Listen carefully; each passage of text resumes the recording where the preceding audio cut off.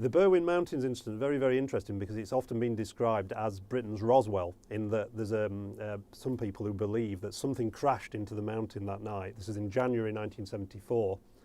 And some people believe that it was a real UFO like at Roswell, that the government removed it and it's been kept secret ever since. What we actually know from these papers now, we can see the original documentation, and what appears to have happened is there was a massive explosion that was heard in the Welsh valleys in North Wales. People sort of heard this and thought there'd been an air crash, and lots of people rushed outside. This was late at night, one night in January. While they were milling around in the streets and looking up in the sky, they could see all these bizarre lights flying through the sky, green fireballs, they were described as, some of them.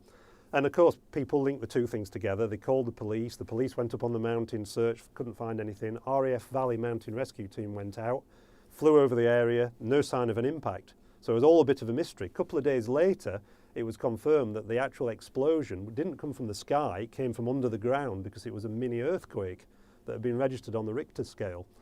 And bizarrely, shortly after this earthquake, there was a meteor shower.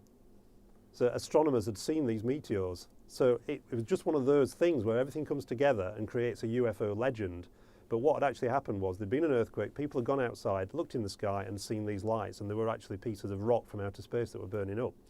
So there is a factual basis to the story, in the same way that with the Roswell incident, the original Roswell incident, something happened. Even the American Air Force admit that something happened. It's just that they say it was a secret balloon test, and the people who believe in aliens think it was a cover-up of a crash flying saucer. Why do you think Wales is such a hotbed for UFO activity? I guess it's because it's got the sort of it's got the sort of Celtic legends, all the stories about dragons and that kind of thing. Wales is absolutely rich with that kind of folklore. And it's also got sort of areas like the Berwyn Mountains that are quite remote. So there's the idea that perhaps something could crash there and it could be successfully covered up. A lot more difficult to do that if it was central London, for instance. So I think it's got that sort of romantic, sort of remote image, which seems to attract these kinds of stories.